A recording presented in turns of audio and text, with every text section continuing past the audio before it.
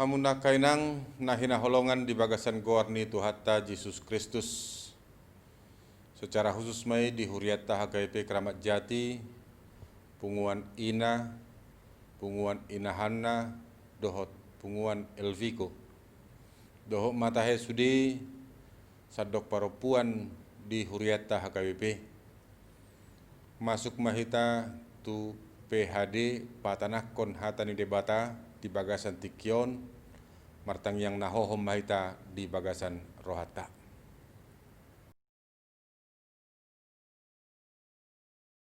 Amin. Maredde hita sian buku edde nomor 475 ayat.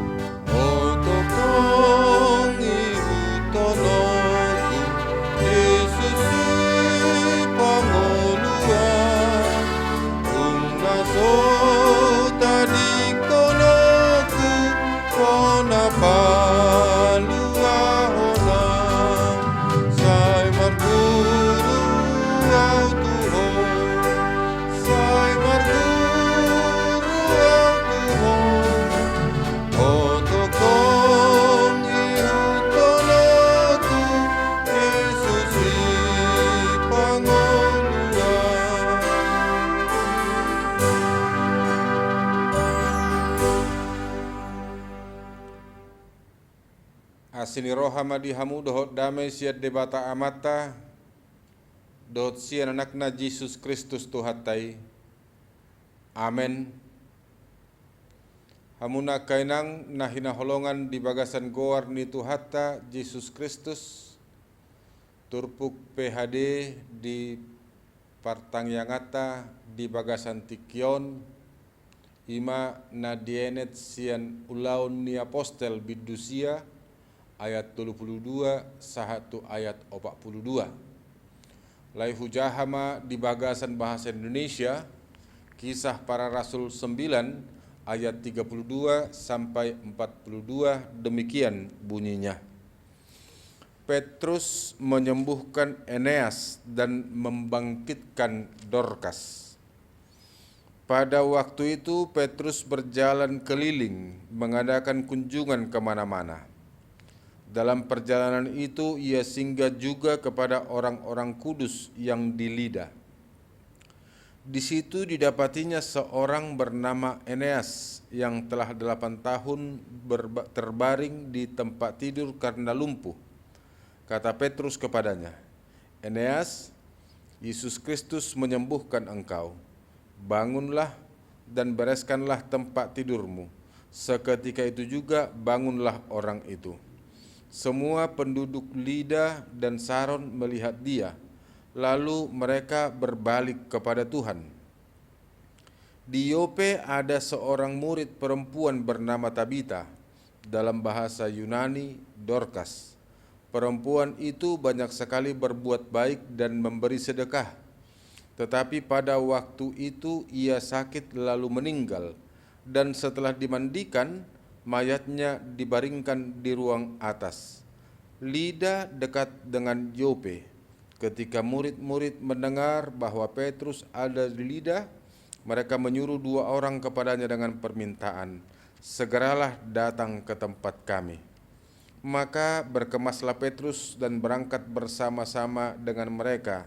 Setelah sampai di sana, ia dibawa ke ruang atas, dan semua janda datang berdiri dekatnya, dan sambil menangis mereka menunjukkan kepadanya semua baju dan pakaian yang dibuat Dorkas waktu ia masih hidup.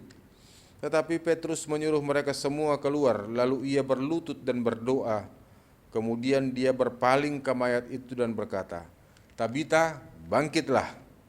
Lalu Tabita membuka matanya, dan ketika melihat Petrus, ia bangun lalu duduk. Petrus memegang tangannya dan membantu dia berdiri. Kemudian ia memanggil orang-orang kudus beserta janda-janda, lalu menunjukkan kepada mereka bahwa perempuan itu hidup. Peristiwa itu tersiar di seluruh Yope dan banyak orang menjadi percaya kepada Tuhan. Demikian firman Tuhan. Ibu-ibu yang dikasihi Tuhan kita Yesus Kristus, ketika penganiayaan terjadi, para rasul memilih untuk tetap tinggal di Yerusalem. Itu bisa kita temukan di pasal 8 ayat 1b. Dan setelah keadaan damai tercipta, maka Petrus menggunakan waktu yang indah untuk berjalan keliling. Tujuannya hanya satu. Tujuannya tidak hanya untuk mengabarkan Injil, namun juga mengunjungi orang Kristen yang ada di Lida, serta mengajar dan menguatkan mereka. Ternyata kunjungan ini berdampak bagi pekabaran Injil yang luas. Salah satu kegiatan pelayanan yang sering terabaikan adalah visitasi atau pelawatan atau perkunjungan. Melalui efektivitas pelayanan pelawatan atau perkunjungan, gereja akan menjumpai jemaat yang membutuhkan bimbingan dan pertolongan. Kuasa dalam pemberitaan Injil. Rasul-rasul terus berupaya menyebarkan Injil, dan sebagaimana perkataan yang telah diucapkan Yesus, murid-murid sudah menerima kuasa untuk menjadi saksi-saksi Tuhan. Kisah 1 ayat 8. Salah satu dari kuasa itu adalah kuasa untuk melakukan mukjizat. Pada waktu itu Petrus menemui orang-orang percaya di Lida. Di situ Petrus menyembuhkan Eneas, seorang yang sudah 8 tahun menderita lumpuh. Petrus menyatakan bahwa penyembuhan itu merupakan karya Yesus. Kita tahu bahwa Yesus telah berkata kepada seorang lumpuh di Kapernaum untuk mengangkat tilam dan berjalan. Yesus juga kemudian mengatakan hal yang sama kepada orang lumpuh di kolam Bethesda di Yerusalem. Kuasa Yesus bekerja di dalam diri Petrus. Eneas, orang yang lumpuh itu, kemudian bangkit. Mujizat ini ternyata membuat heboh orang-orang di tempat itu. Mujizat yang menakjubkan itu membuat mereka kemudian jadi percaya kepada Tuhan. Berita yang menghebohkan itu tersebar luas hingga ke Yope. Rupanya telah terjadi sesuatu di sana. Tabita atau Dorcas, seorang wanita yang terkenal berbudi baik karena suka menolong orang, mengalami sakit hingga ia mati. Dalam ayat 36 dijelaskan bahwa seorang bernama Tabita atau Dorcas dikenal sebagai perempuan yang banyak melakukan kebaikan, di antaranya ia suka memberi sedekah. Dan di ayat 39, menurut kesaksian orang-orang, Tabita juga banyak memberikan atau menjahitkan pakaian untuk mereka. Tetapi kini Tabita telah meninggal sehingga banyak orang meratapinya. Hal yang menarik adalah ketika Tabita meninggal, banyak orang meratapinya. Mereka seakan-akan tidak ingin kehilangan sosok Tabita. Coba saudara, coba para inang telusuri, apakah ada keterangan bahwa dari sekian banyak orang, semua janda, semua nama balu, yang meratapi kematian Tabita mempunyai hubungan darah atau famili dengan Tabita? Ternyata tidak. Lalu, mengapa mereka terlampau sedih? Tidak berlebihan kalau kita mengatakan bahwa mereka merasa kehilangan Tabita. Namun mukjizat yang terjadi di Lida membangkitkan harapan orang-orang Yope. Mereka meyakini bahwa bila Petrus dapat menyembuhkan Eneas, maka ia pun dapat membangkitkan Tabita dari kematian.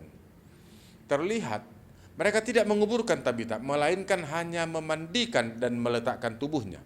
Maka ketika Petrus datang dan melihat jenazah Tabita, sinyal imannya langsung terhubung dengan Tuhan. Dan Petrus langsung mempraktekkan iman itu dengan berlutut dan berdoa, dalam arti menyerahkan Tabita kepada Tuhan. Petrus mempraktekkan imannya kepada Tuhan. Ia tahu bahwa dan yakin bahwa tidak ada yang mustahil bagi Tuhan. Jika Tuhan berkehendak, Dia sanggup melakukan perkara besar. Dalam Kisah 9:36 sampai 42 ini, baik Tabita maupun Petrus memiliki iman yang berbuah. Ketika Tabita masih hidup, ia melakukan kebaikan, itu adalah iman yang berbuah. Petrus berdoa dan berlutut menantikan perkara besar dari Tuhan, itulah iman yang berbuah. Melalui iman yang berbuah itu Tuhan menjadi nyata, baik bagi orang-orang di sekitar kejadian itu, maupun bagi Petrus, maupun Tabita. Dan ayat 42 jelas mengatakan, di Yope banyak orang menjadi percaya kepada Tuhan karena menyaksikan ada Petrus dan Tabita yang memiliki iman yang berbuah. Ada beberapa hal yang perlu dipahami. Yang pertama, berpusat pada Kristus. Pusat setiap gerak pelayanan Petrus adalah Yesus Kristus. Ada 3 bukti yang mendukung pemahaman ini. Pertama, Petrus mencontohkan apa yang pernah dilakukan Yesus dalam mukjizat. Kedua, semua mukjizat itu dilakukan dalam nama Yesus. Yesus Kristus menyembuhkan engkau. Lalu ia berlutut dan berdoa. Ketiga, mukjizat yang dikerjakan oleh Petrus hanya untuk memuliakan Yesus. Tanda-tanda mukjizat yang dilakukan oleh Petrus itu mempunyai tujuan untuk menguatkan dan memberitahukan berita keselamatan di dalam Yesus. Petrus juga ingin menunjukkan bahwa di dalam kematian dan kebangkitannya, maut dan penyakit dipatahkannya. Kesaksian keajaiban karya Kristus membawa orang mendengar berita Injil, melihat mukjizat dan menjadi percaya. Mungkin kita tidak mempunyai karunia seperti Petrus untuk melakukan banyak mukjizat. Namun, prinsip pelayanan berpusat pada Kristus harus selalu kita pegang teguh. Pola ini merupakan kunci mengapa gereja mula-mula terus bertumbuh di tengah-tengah masa penderitaan dan masa damai. Yang kedua, Tuhan Yesus pun senantiasa mengingat setiap perbuatan baik. Baik Eneas dan Tabita, sehingga dia tetap setia. Eneas dan Tabita adalah orang-orang yang senantiasa memberitakan Injil dengan melakukan perbuatan-perbuatan baik kepada setiap orang. Kebaikan mereka senantiasa diingat oleh orang lain, dan melalui perbuatan mereka tersebut banyak orang yang ingin menjadi seperti mereka. Tuhan Yesus pun senantiasa mengingat setiap perbuatan baik yang mereka lakukan, sehingga Tuhan tetap setia menyertai dan memberkati mereka. Bahkan sampai sekarang pun hanya Tuhanlah yang tahu setiap perbuatan baik yang kita lakukan, apakah untuk menyenangkan hatinya atau untuk diri kita sendiri. Hanya bagi orang-orang yang dengan tulus hati mau menyenangkan hati Tuhan akan menerima berkat penyertaan di sepanjang hidupnya. Karenanya mari melayani Dia dengan tulus ikhlas dari hati, dari segenap kehidupan kita. Tuhan memberkati. Amin. Kita berdoa. Terima kasih Tuhan, Engkau memberkati kami melalui firman-Mu, melalui peristiwa Eneas dan Dorcas atau Tabita, mengingatkan kami bahwa keajaiban tetap terjadi sampai pada hari ini. Kalau kami benar-benar bersandar dan percaya kepada Yesus Kristus adalah batu penjuru dan penyelamat serta gembala kami. Terima kasih Bapa, kiranya Engkau memberkati seluruh kaum perempuan di gereja-Mu ini, di HKBP Keramat Jati, di HKBP, dan di seluruh muka bumi ini. Kuatkan mereka dalam jerih, juang, dan pergumulan. Berkati di tengah-tengah perjalanan kehidupan sehari-hari. Terima kasih Bapa. Biarlah Engkau yang bersama-sama dengan kami, memampukan serta menguatkan kami. Dalam Kristus Yesus kami berdoa dan mengucap syukur. Amin. Kita bernyanyi dari buku Wende nomor 666 ayat 1 sambil mengumpulkan persembahan.